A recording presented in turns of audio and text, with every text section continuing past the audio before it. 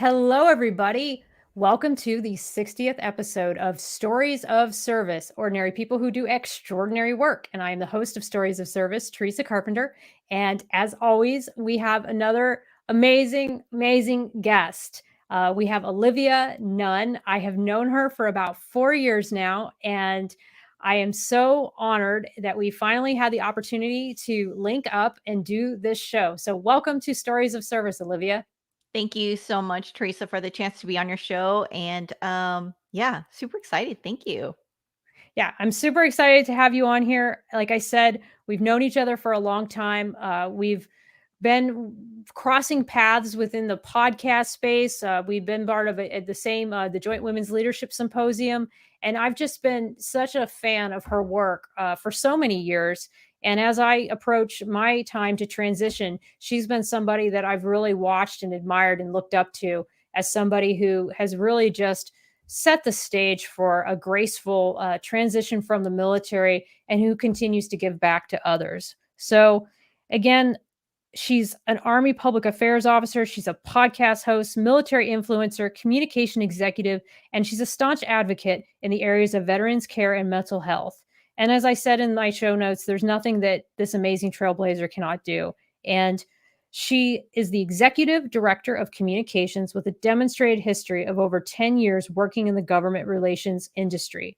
She's the CEO of Olivia Nunn Communications LLC. She's a change agent leader who delivers key workforce objectives about diversity, equality, and inclusion. She's also currently the executive director of Work Play Obsession All In Foundation, a nonprofit dedicated to the military community of healing the invisible wounds of trauma. Additionally, Olivia serves as the host of the Military Officers Association of America's Never Stop Serving podcast series. Notably, she retired after 20 years of dedicated service in the United States Army as an Army Public Affairs Officer and Soldier for Life podcast host. She was commissioned as an ROTC military graduate through Radford University ROTC program in 2001. She holds a Bachelor's of Business Administration in Management from Radford University, Radford, Virginia, and a Master's of Science in Environmental Management from Webster University, and a Master of Professional Studies in Public Relations and Corporate Communications from Georgetown University. Thank you so much for joining me, and I can't wait to get started with this podcast. Thank you so much. And thanks for those kind words. I just was very fortunate to get to do some cool things in what I think I'm just a little biased in the best service of all the branches, the United States Army. I know you're with the Navy, but, in my house, we say go Army, beat Navy. But, very fortunate that I've got to meet so many amazing people, such as yourself, across the breadth of work that I was able to do while I was in. So thank you again for the opportunity to share on your show.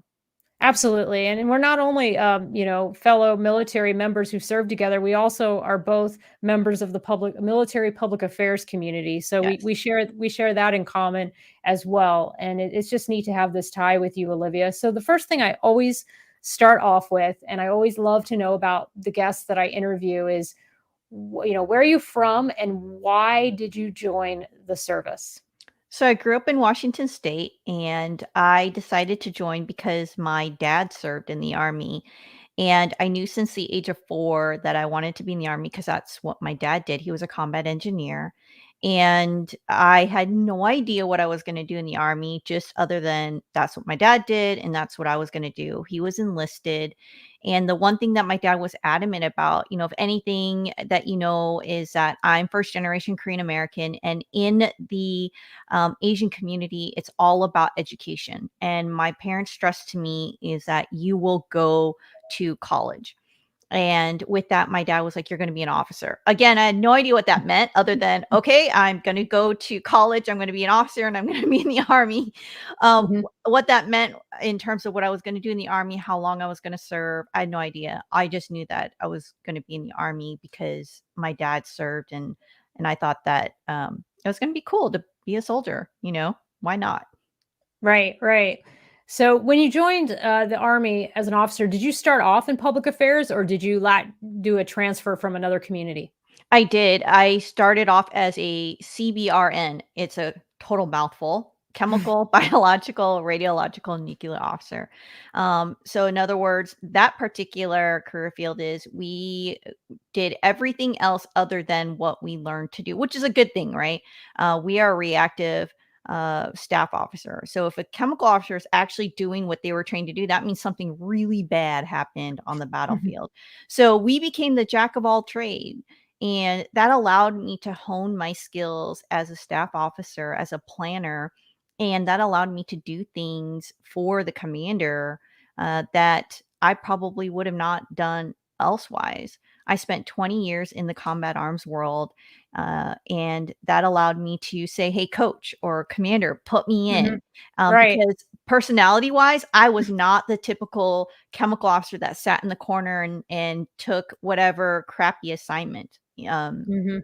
I was going to be that chemical officer that said, "Hey, I want to do what everybody else is going to do. And in fact, I want to do it better, faster than the guy next to me." Because in combat arms, oftentimes I was the only woman on that staff or in that crew. And I felt like I always had to come in and prove that I was a valid member of that team, whether that was real or that was something that I felt. And so I wanted to prove that, I'm going to have a seat at this table. So I'm going to learn what it is that I'm supposed to do on this team. And I got to do some amazing things.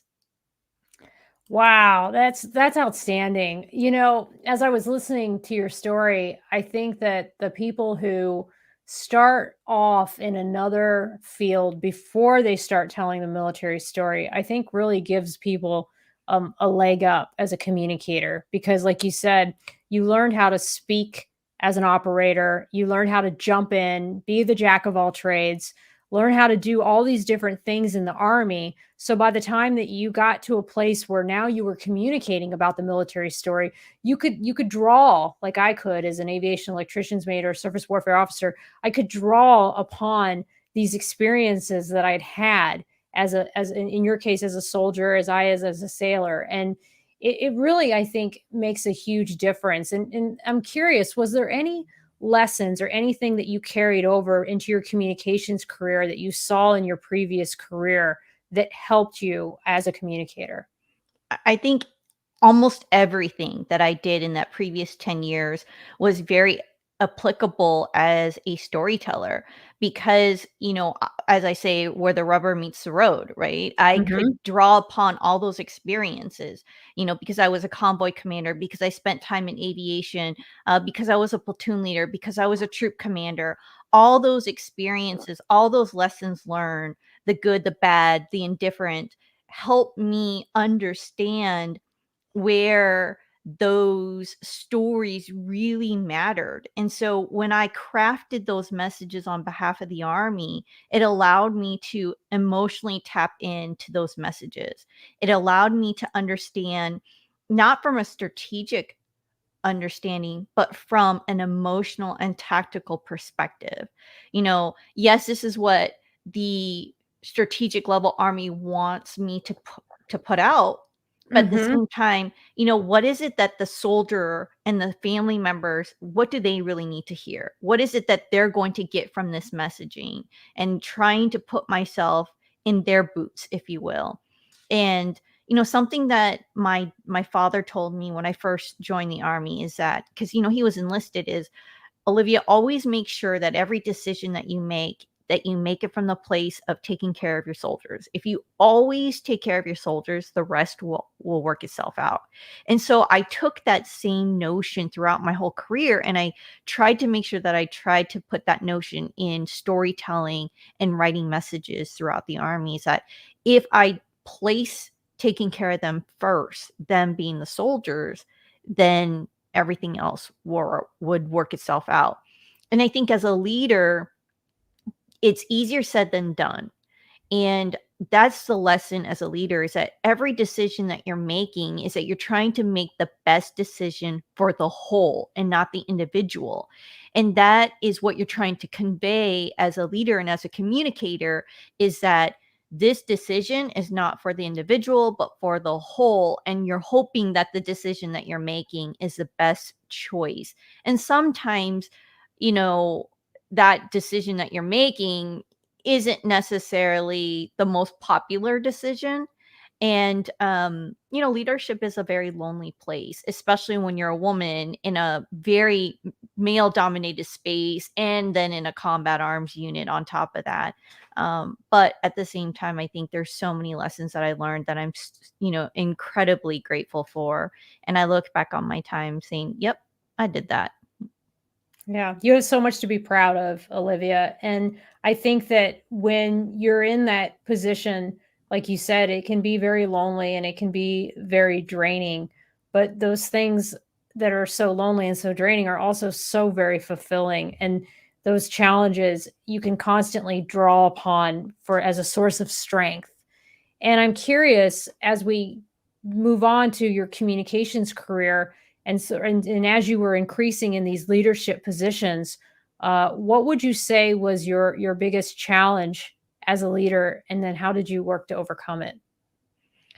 I think it's the perception of being a woman, right? You have so many times just entering a room, um, that notion of, women shouldn't be here, or you don't have the skills to be here.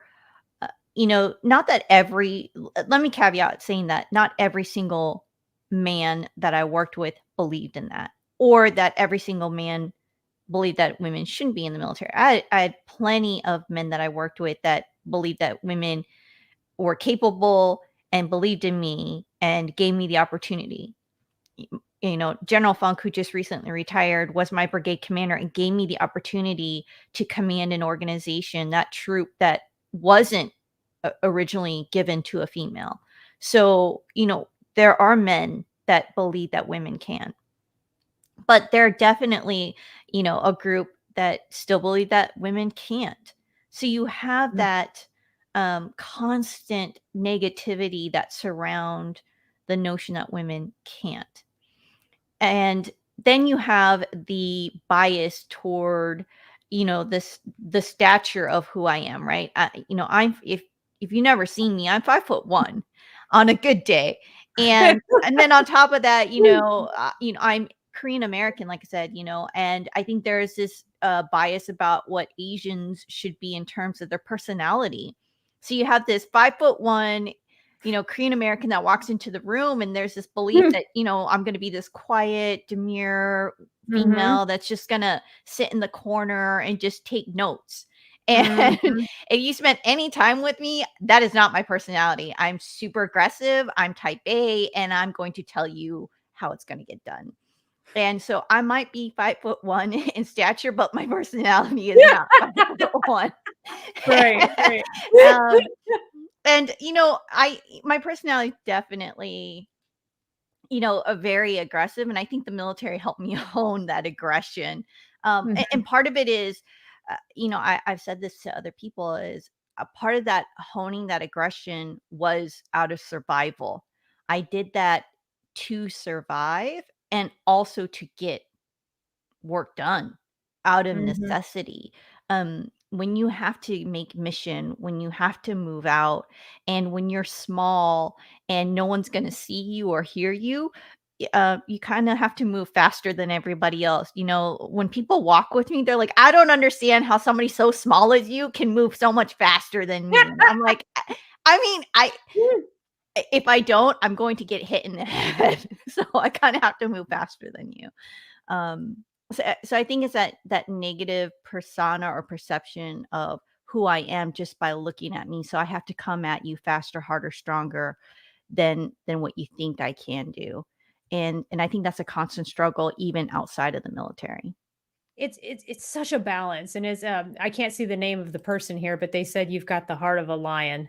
I mean, but it's like one of those things where there's this weird balance, I think, as women, because on the one hand, we're kind of expected to be nice and we're expected to please. Like I always feel like there is a lot of pressure to people please. And Yes. I'm not, and you and I are both not people pleasers.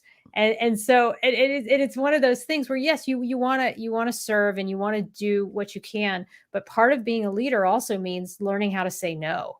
and Yes. learning who you can say no to, or what you have to prioritize first, and then knowing that you're never going to make everybody happy, because something's going to have to drop, and whatever drops to a lower priority might upset the person who's been dropped to the lower priority, or the project that's, not the most important thing to fight on first.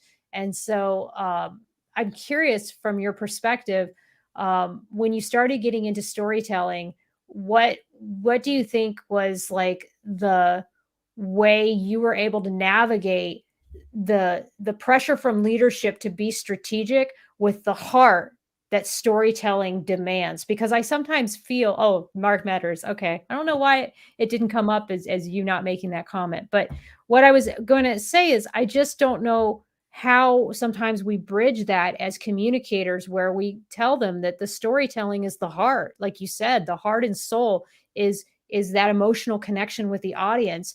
But you have a lot of commanders who just want you to be so strategic, and they want you to use all these big words that nobody understands or cares about. And so, how did you bridge that when you were telling stories to show the heart and not necessarily all the big fancy buzzwords? So, when I bridged over from being a chemical officer to being a PAO, I did that as a field grade officer, and I spent all of my time as a PAO at the strategic end of the Army. So, I did that at West Point and then at the Pentagon. So, for me, you know, I was very fortunate to be a field grade officer versus a company grade officer. And I think with that, you have a little more leniency to use that rank to kind of push a little bit more. And I think with me, by the time I, got comfortable with using the gifts of a PAO and then being a field grade officer, there was so much that was going on in our nation at the time.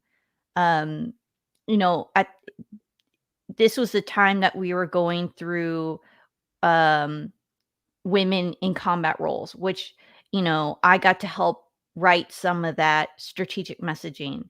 Um, uh, we were doing military working dogs. We were doing religious accommodations, transgender in the military. And all of those things, I get to help pen a lot of the strategic communications on behalf of the Army. I mean, it's not just, at that time, Major Nunn, there was obviously a huge team, but behind the scenes at the Office of Chief of the Army Public Affairs, I got to work a lot of those pieces. And then we're rolling into Black Lives Matter and Stop Asian Hate. And I think as these things were going along, I also became, I was a mom. I became a mom as a field grade officer, and then I had my second child. And I think when you become a mom and then all these strategic things are hitting and you're seeing the change in the military, I think something in you just snaps. And there's the writing on the wall that you see about your career and the trajectory of how the Army is starting to shape. And I think I just took a step back and I just realized I'm either going to take a stand as a communicator and storyteller, or I'm going to keep worrying about my rank and career. And I thought for a minute, what did I sign up to be in the Army for? Why did I come into the Army? And this is a question I always asked myself. And if you ask my partner, he'll tell you I rant about this all the time.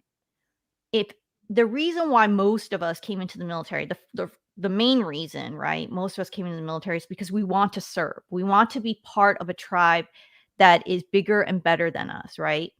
We believe in a cause. But part of that cause is because it's about taking care of people, right? We're leading a group, right? And the greatest gift is the sons and daughters of our nation. You're leading them, right? Whether Yeah, you're a team leader, a sure. squad leader, a platoon leader, or even the general. And if taking care of people isn't your thing, then get out. Yeah. And so when I asked myself that, what am I going to stand for? Am I more concerned about making the next rank, or am I more concerned about the organization, which is the Army? And so I just got angry. And I said, you know what? I'm going to start making sure that I'm doing my job right. And so I just got angry and said, you know what? I'm going to start making sure as a PAO, I'm going to make the leaders that I'm supposed to be working for think outside the box. And that is where I just started getting really gutsy and saying, hey, sir, ma'am, we have to take a step back and stop doing these cookie cutter messages. And let's attack the problem set and have real conversations. Because here's the truth about the military: the officer rank is predominantly white, and the enlisted rank is predominantly African American. And let's be real, that's two different sides of the conversation, especially if you're talking about Black Lives Matter and about race. So if you're telling your officers to have a racial conversation about how they're feeling about Black Lives Matter, do you think they're really going to have a real conversation about that? No, they're not, because it's a hard conversation to have. So if you're not giving them the tools to have this conversation, what are they actually really going to do? And do you think that the lower enlisted are gonna feel like their officers really care about them, or do you think that's just lip service? They're gonna say it's just lip service. So we have to have a real conversation about this, not this paid lip service about it. Mm-hmm. So I just started biting back. And a lot of times I got told to shut up and sit down, but I just felt like that's what we're supposed to be doing. That is what I'm Yep. being That's paid our as a job. PAO, Yeah. right? Mm-hmm. Not this, here's my condolence letter. I'm so sorry. Like, screw that. I am a PAO and storyteller for a reason, and my job is for you to look yourself in the mirror and tell it like it is. It's authenticity. Right. And I think that is the important part. And I think I just kept hitting it like that. And for me, that was the important part. And that's what I kept teaching the other PAOs as they were coming up through the ranks is you got to ask yourself, why are you a storyteller? And if you can't do it that way, then this isn't the career field for you. And it's so hard, Olivia, because I think that like when you talk about authenticity, especially as communicators, there's so much, I think, pressure for us to just be behind the scenes and not be active on social media, not have a personality or a brand. And I know you and I've talked about this before, that there's really a lot of pressure on the public affairs community not to do the kinds of things that I do or that you were doing. And I feel like the kind of commander that I want is somebody that wants to be told the truth and wants to have an honest and direct conversation. I don't want people working for me that are afraid to question me. Like, I want my people to come to me and tell me when I'm making a bad decision or when they have a recommendation that's actually better than the current course that we're on. That's the kind of people I want on my team. And I've always wondered, being the way that you were, especially as you were transitioning, but you were still active duty at the time. Was that hard for you to ride that line, especially as you were the host of this very, very popular podcast, Soldier for Life? And then you were still building your brand and you were building what you were going to do for that next chapter. How did you balance those two things? I think for me, it wasn't that hard. I think I was very clear on what I wanted to do. And I think it was funny for me because I think the Army, when they sent me to that assignment, I think they thought they're like, we're going to kill Olivia, right? Like her career is going to be over. And, we're sending her off into the corner, into the dungeon, right? Um, and I was fine with that. I was like, you could stick me in the dungeon to lick stamps for the last 3 years of my career. I don't care, because my objective at that time was, because they wanted to send me off to Korea or to Egypt and separate me from my family. And and my son at the time was like, I think 9 months old, and I was still nursing him. And I'm an older mom for that reason. I didn't want to be separated from my family. And I know there are plenty of moms that have separated from their family. They have deployed, they've done those hard jobs, and, more power to them, and bless them for that. And I don't know how they did that, right? Um, I just know that I didn't want to be faced with that question or that challenge. And it was one of the reasons why, I waited for so long to be a mom. And so I was like, I will do anything to not be separated from, I'm now divorced, but at that time I was married, from my, military spouse. He was also in the military, from him and from my children. And so literally I was like, stick me in a dungeon to lick stamps. I don't care. And so I think that's what the military thought. I thought, the Army was like, we're going to kill her career. And that's what they told me. You're taking this job and there's no way you're going to make 06. I'm like, I don't care. I want 20 years, lieutenant colonel, and I'm out. But this job ended up setting me up for success. So to me, I'm like, I kind of have the last laugh. So I was like, oh, I was all in. I'm going to ride every single day at work with a smile on my face, and I'm going to be 100% authentic. And I'm going to tell it how it is, and I'm going to be real, and I'm going to bring every single tool to work and make sure that I'm going to give every opportunity that I can to make it transparent that you can succeed as a service member in the name of the game of transition. And that's how I looked at it. And you were in the perfect position to do that because you were hosting a show that was all about transitioning. So you were able to bring it was such a unique combination, Olivia, because you were able to bring your personality, your gifts, your talents as a communicator into something that not only could help the Army and people who were transitioning, but then it could also help you establish that next chapter. So people got to see in real time that you were there with them doing the same things that you were talking about. And that's a really unique place to be. Yeah. You know, and that's the thing, right? I I did all the things we preach. Mhm. 24 months out, you need to start your transition game, right? Go Mhm. early, go often to tap. And your spouse Mhm. should be going. Right. And I exercised all of those things that we talked about. 6 months prior to you leaving, you should be doing some kind of skill bridge, whether that's an internship or something. Like, do something, right? Take advantage of all these free opportunities. Mhm. And I think where some of the disconnect in transition is that leaders, both on the officer and enlisted side, don't understand transition at that strategic level. And what I'm saying by that is that they don't understand here is what I'm talking about. They don't Mhm. understand the emotional Yeah. impact that transition has to their service members, that it is a life altering event. And they don't get it until they go through it. And then they go, man, I wish I understood this back in the day. And so I wish I was a better leader to my soldiers when they were going through it. And case in point, transitioning is such an important time in a soldier's life, right? It's emotional, it's mental, it's physical.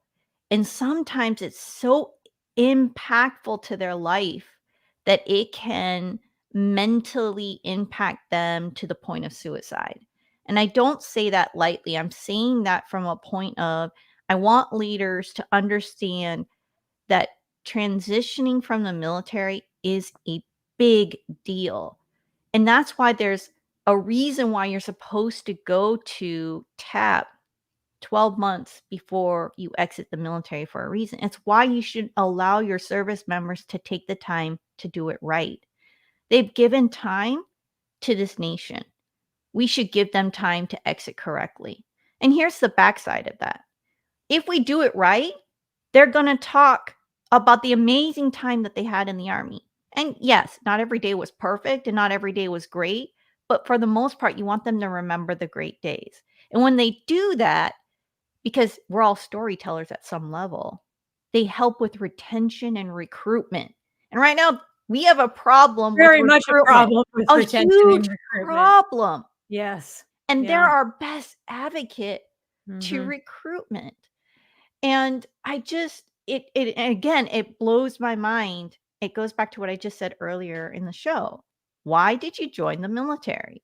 And if it's not to take care of your your formation, get out. Right. Get out. Yeah.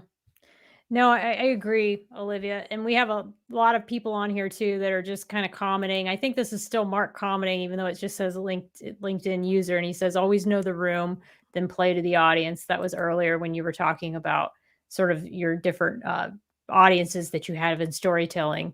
And I think he also says, a successful officer and a great mom, you're a superhero. No, thank you. He says it's sad that people of color are often overlooked. It's true.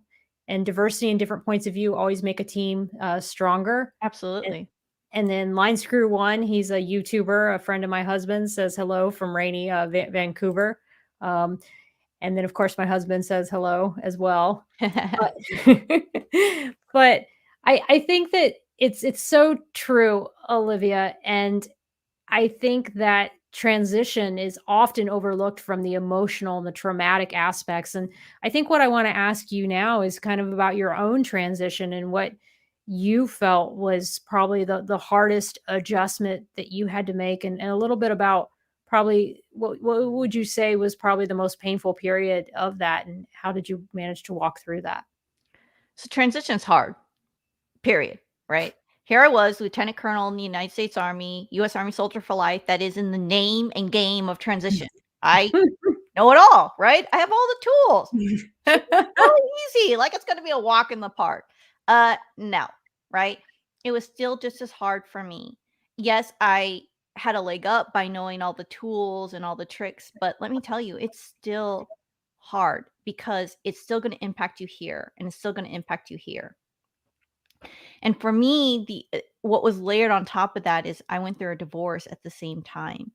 And transitioning, like I said, is a life altering event. It's you're divorcing the army, right? You really Everything are. that you know about who you are, your identity has been wrapped up in that uniform.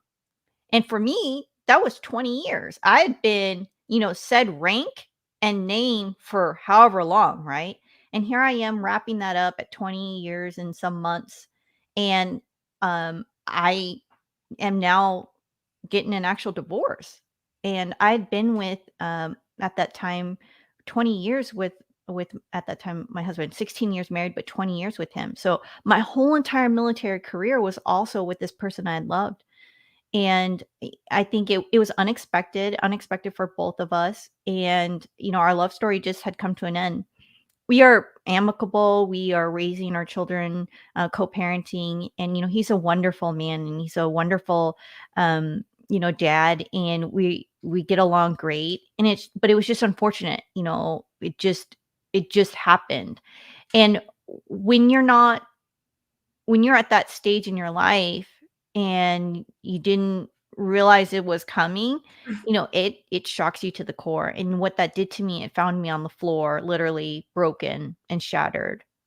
And that sent me on a downward spiral really fast. And I planned my suicide.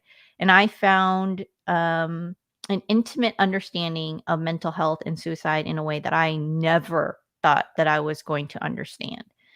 And again, US Army Soldier for Life, where we understood all of the products of transition, which is employment, health and wellness, and education, where I knew all the players in the game. And by the time I had finally asked for help, which was very hard, right? When you're type A, aggressive alpha Oh yeah, person it sucks. and asking for help, which is extremely hard. And when I finally asked for help and started dialing the Rolodex of services and started going through it, I couldn't find a service to help me. And I want to be clear, it wasn't that these services didn't want to help me, right? They knew my name. When I called, they're like, yeah, Olivia, I would love to help you, but we are tapped out. We might be able to get you in 6 months, but best case is a year. And here I am thinking, I don't even know if I have 6 days left in me. At the end of it all, on the backside of my storm, I realized that there's not enough military resources for our community. There's not enough when it comes to mental health for the service member, for our veterans, for our military family members, or our spouses or children, like, and our caregivers. There's just not enough. And it's just had become such a passion for me to shine a light on such a touchy subject, on a very uncomfortable subject about mental health. You know, 22 a day is 22 a day for a reason, but yet we don't have the resourcing. Um, we don't have the capacity to effectively get after that. Something as simple as a resource to talk to a service member, in the time of their emergency, or effectively treat them. And so for me, it's how can I use my notoriety, my voice, the influence that I have to shed a light on this conversation, to break the silence, to end the stigma, and change some policies and get some funding towards this, right? Absolutely. I mean, it is really hard when you're in that state where you just think there's no one.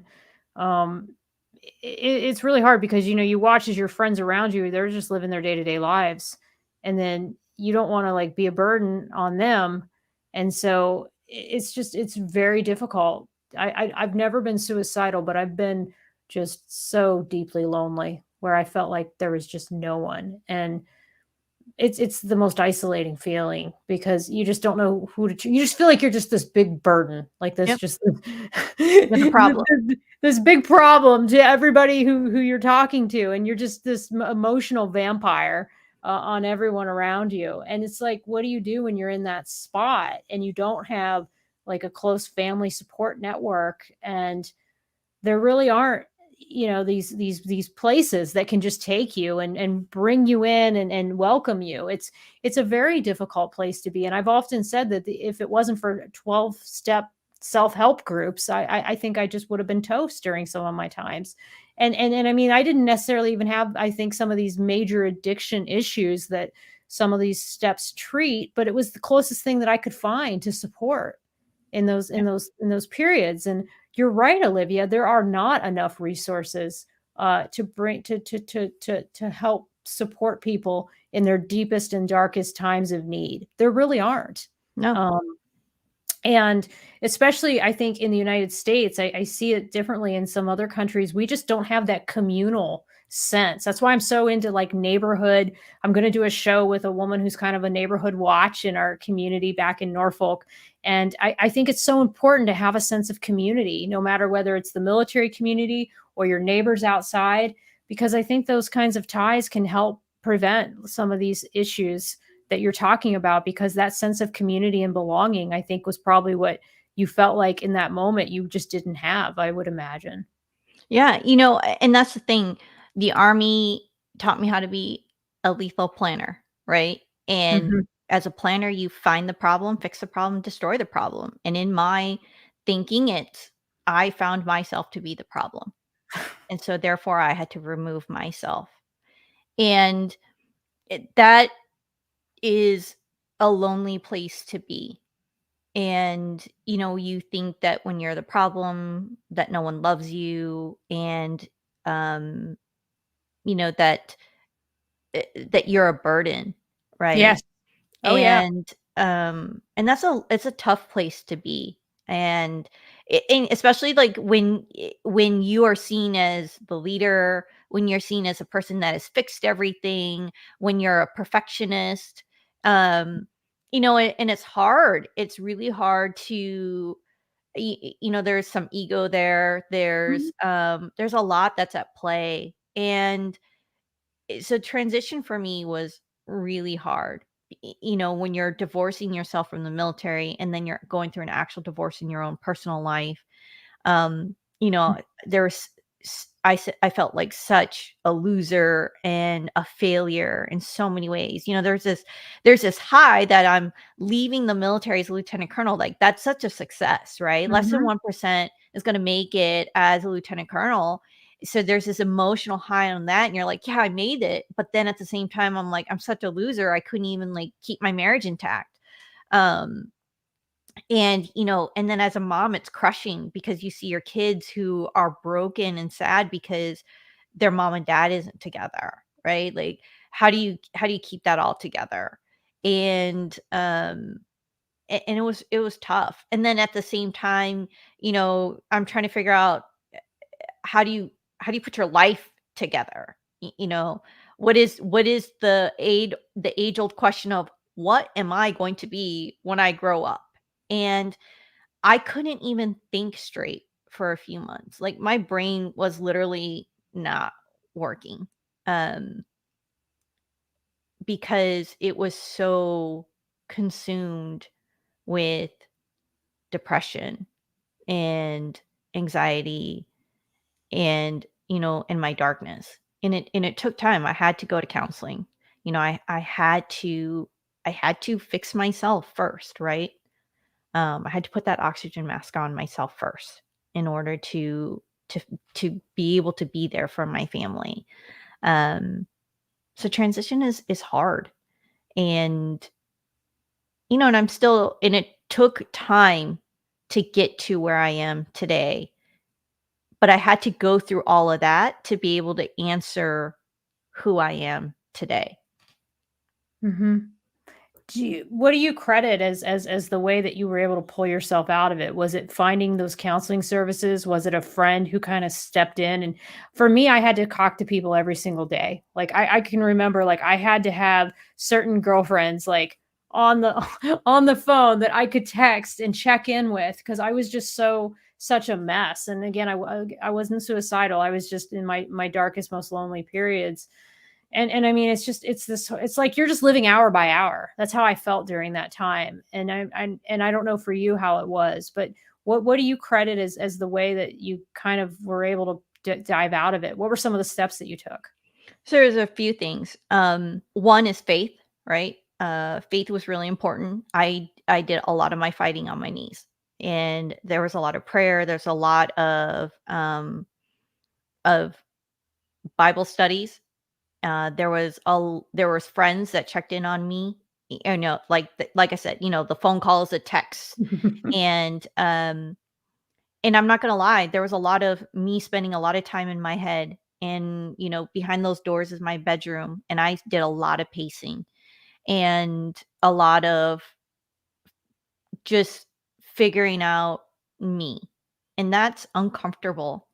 A lot of therapy. I had 3 different therapists, and each one was for a different reason that I went through.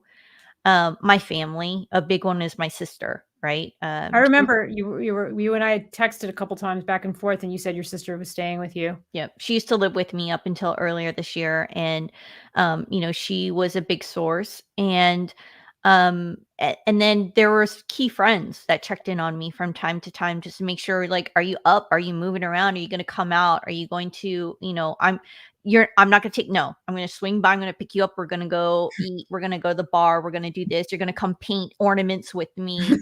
Um, just stuff like Yeah. that. And then, so there were phases. And then I think, after I kind of got through that initial of like, okay, I'm alive. I'm going to choose life and I'm good. The next, I think, phase was purpose, reminding that there's purpose in life. And what is that purpose? And that key part, that pivotal part came from a friend. And I've shared this on social media, and that's Scott Davidson. And, he simply called me up. "Olivia, what are you doing?" And nothing. He's like, "Okay, we're going to lunch." Okay. So he took me out to lunch. He's like, "What are you doing?" And I'm like, I got a job." He's like, "No, what are you doing?" I was like, "Nothing." He's like, "Okay, what's your purpose?" "I don't know." He's like, "When are you going to start your LLC?"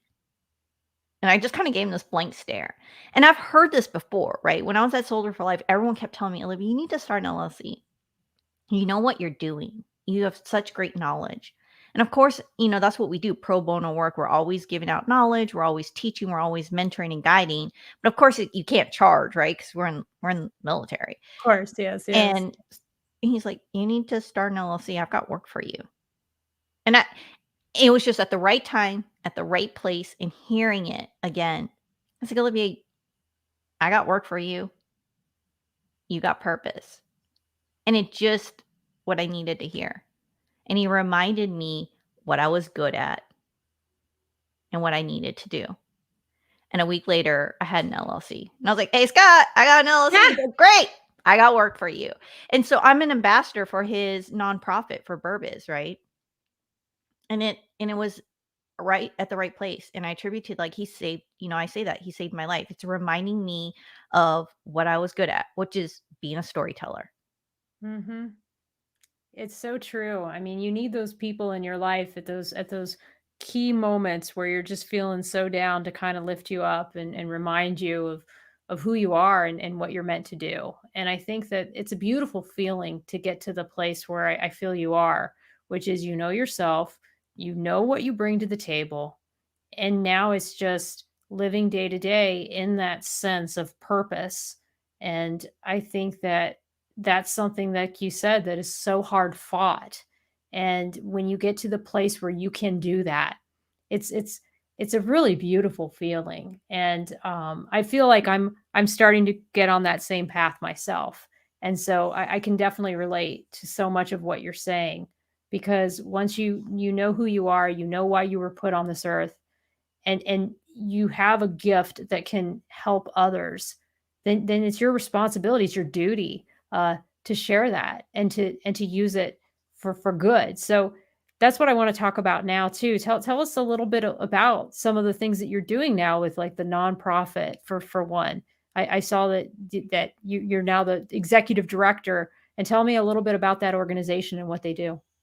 So the nonprofit, Work Play Obsession All In, is actually a nonprofit that was started by my partner a couple years ago. And so my partner is Topaz Navarro, and he retired earlier this year as a sergeant major, after 26 years in the Army. And, when he retired, just like many of us in the military, want to give back to the community that we love, which is the military community. And it's a nonprofit that to help with healing the invisible wounds of trauma. But when you look at a lot of the nonprofits that are out there, and I even said this when I was in Soldier for Life, a lot of the nonprofits key in on, rightly so, specific parts of whatever it is that they're working on, right? Working dogs Hmm. or uh, equine therapy or etc. And then when you look at them, a lot of them help specific eras of veterans, right? Hmm. Um, Pre 9/11, post 9/11, or whatever. And a lot of that has to do with funding. When he created the nonprofit, he realized that there is a lot of parts of the community that were left out, which is the military family part, right? The kids, the caregivers, and the spouses. But we know that a huge part of our community that's affected by the service members' service is the backbone, is that family. They're touched by the trauma. And trauma is also more than just the visible wounds, right? When we think of trauma, we always think about the person that's got the missing eye, the limb, but we don't think about the trauma that you can't see. And many of us have trauma, but you can't see it. And he's a black belt in jiu-jitsu, and he, loves the outdoors, and he wanted to be able to incorporate all of those themes into a nonprofit and be able to give back in a way, and all of that in a way that best serves mental health. How can you know, heal the invisible wounds by the things that he loves? And that's what his nonprofit was born of. And when I met him, at the time, we're just coming out of COVID, and because of COVID, you're not gonna do jujitsu because you're not gonna be touching people, you're not gonna be rolling around on the mat. Yeah, right. They also did some art and things like that. His nonprofit kind of shuttered for a little bit. And so when we started dating, we looked at it, we're like, hey, let's kind of bring this back. And so that's kind of when I stepped back on board, is how do we work together with his network and his sphere of influence and mine? And how do we work with all of the other nonprofits that we're busily working with, right? Because I work with a couple other nonprofits. How do we work together? Because tackling mental health is huge, right? And it's not something that we're gonna um, be able to accomplish overnight. And so his nonprofit is just something, just one small stepping stone, I think, in the larger conversation. Mhm. Um, but, for me, it's how do we use the narrative of what we're doing as partners in accomplishing what I said earlier, breaking the silence, ending the stigma, and shedding a Mhm. light on this conversation of mental health, and ultimately, getting after it. Right. And I think a big part of this is doing exactly what you've done tonight in this podcast, which is to share your story and to not be ashamed of the fact that you were at a stage in your life, as I've been in that stage a couple times myself, where you needed to reach out and you needed to seek help from other people and you needed to use those resources that everyone, I feel, at some point in time, either should have gotten or did receive. And I think one of the things that I would call upon more military leaders to do is to share their stories, because while I feel like a lot of times in the military we advocate for our junior sailors to go get treatment, we don't often share with our junior sailors the times in our lives where we've sought treatment and why we sought that treatment and what and I understand that some stories are easier to share than others, and you may not want to share everything, but share what you can and what you feel safe sharing, because I do believe that when you are vulnerable with your sailors and you show them that you too have used these resources and that you have these invisible wounds as well, it takes the shame away and it normalizes this the seeking of care. And so I really applaud you, Olivia, for being such a senior officer in a place where you are and showing people that it's okay to put a face to these issues. I mean, that takes a lot of courage, and it's the right thing to do to move the conversation forward. No, thank you. I've said it before, when we share our stories, it gives breath to somebody else and the courage for somebody else to share theirs. And I think there's a quote, your story becomes somebody else's battle plan, right? Mm, Um, I like that. I like that a lot. That's so so true. That's so true. I probably think I'm gonna remember that or write it down in my notes because it really is. I think there's only those times where you get impacted by somebody else's story and you hear it and then it just stays with you. And then you see things differently. I've had that happen to me where I've heard a story and I saw a situation differently. There's a guy on YouTube called Soft White Underbelly, and I hear the stories of these people that would be considered degenerates, the prostitutes and the hookers and the drug dealers, and I see them totally differently now because of this show and what the creator is attempting to show, which is the destigmatization of these mental health issues. And I think that you're contributing to that in such a major way, Olivia. And I, like I said, I'm such a fan of your work, and thank I'm you. so happy we had this chance to have this discussion. Um, what I guess what is next for you? Let's talk about the future and what do you what do you envision? Like, where do you want to take your LLC, and what projects are on your radar now? So for me, it's shifting into being a paid speaker.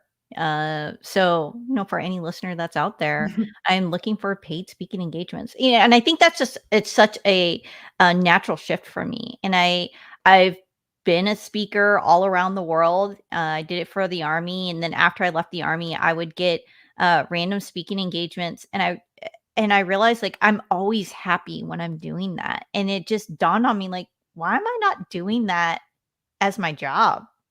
And it's such an easy fit for me as a storyteller to be able to shed a light on this conversation, and why not do it as my job?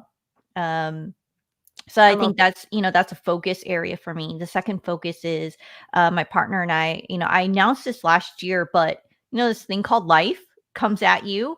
And we've had some things kind of stalled, and we weren't as successful in launching as quickly as I thought, based on some funding and the direction that I wanted to go. And this also goes back to, I had to figure out what I wanted to do with it. And it was all these things in my life that kind of had to happen to figure out what I wanted to be when I grew up. Mm-hmm. And what I'm driving at is that my second focus area is this podcast that I wanted to create with my partner. And the podcast is Calm in the Storm, the Unexpected.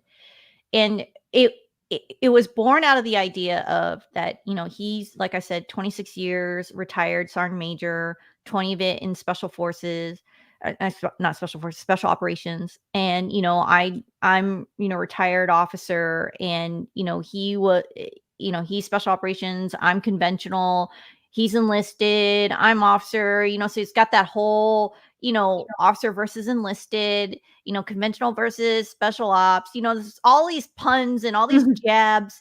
Oh, yeah, Um, someone even said something like that. They said, do you make him salute you?" no, but I make him walk to the left and 3 steps behind me all the time.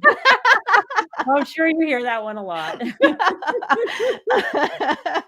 um, but all of that, right? And I'm like super like, organized, and he's not. I'm super like planned, and he's like fly by the seat of his Mm, pants.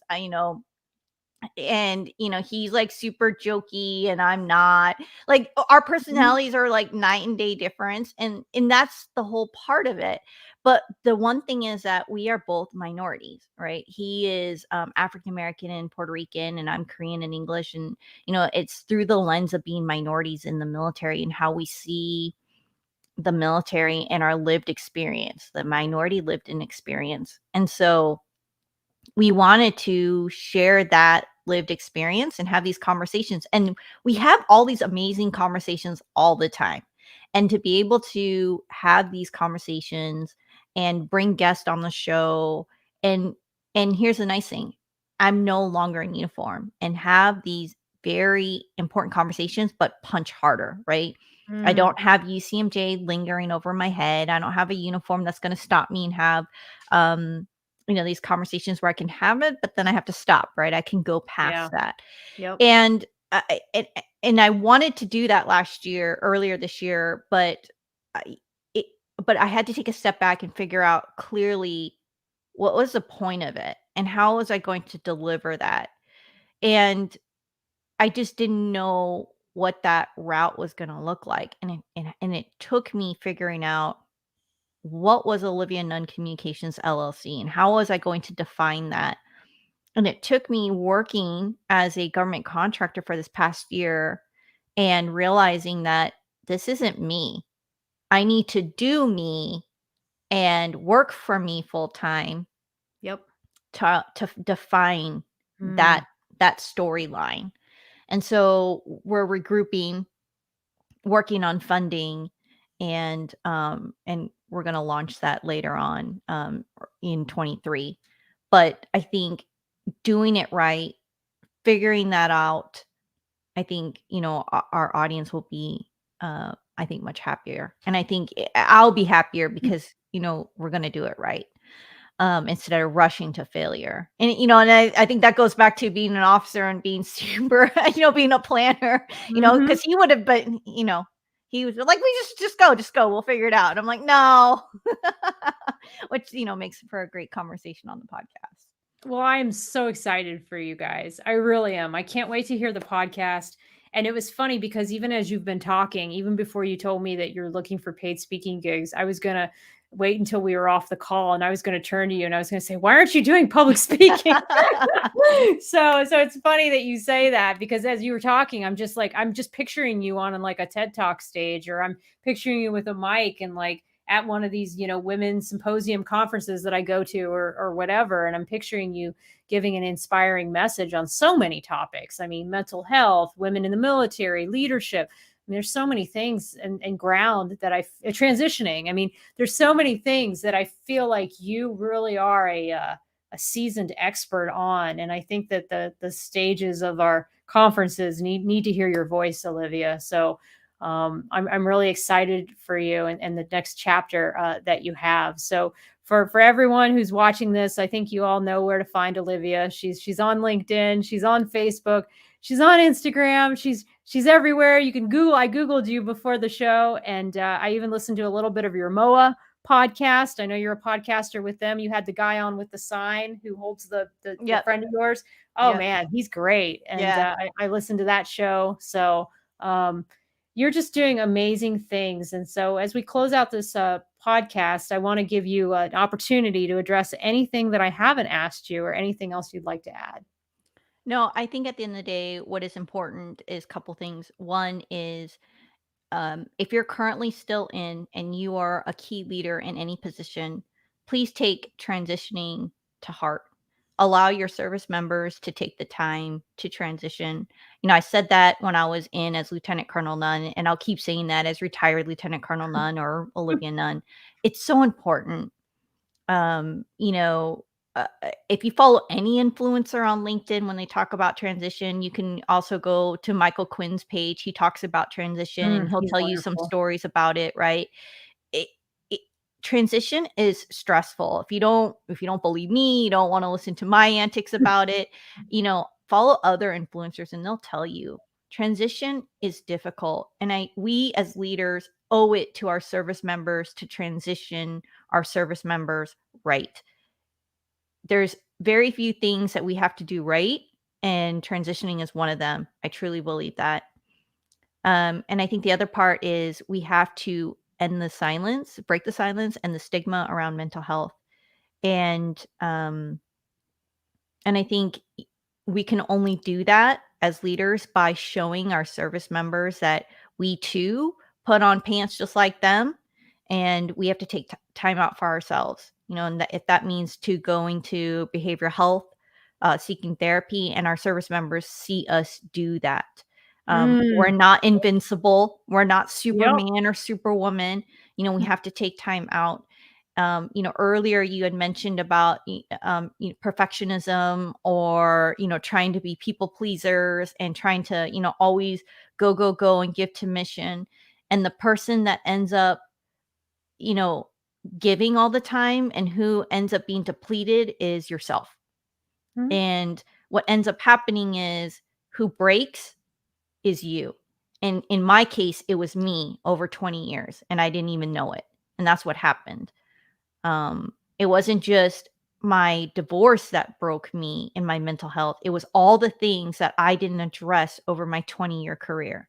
It was all of the things that I just kept pushing away, tucking away. I was assaulted multiple times in my career. It was all of the sexual harassment that I dealt with that I never mentioned. It was all the bullshit. It's all of that I just never thought that was affecting me. And then it just when the dam broke, it broke. And that is something that when I look back and now realize that affects you. And so don't wait until it's the end of the game, right? You have to address it now before it's too late. So that's what I would say. I love it. Absolutely love it. Love it. Love it. All right, Olivia, I will definitely meet you backstage here in a moment. I'm going to go on full screen, but I want to thank you so much for joining us. It's been such a pleasure to talk to you. Thank you. I appreciate it. All right, guys, another good podcast. I'm so grateful to have Olivia on the show. We'll do another one next week. Then I'll take a couple weeks off for a little trip I'm taking. But I thank all of you for watching tonight. Enjoy the rest of your Sunday and take care now. Bye.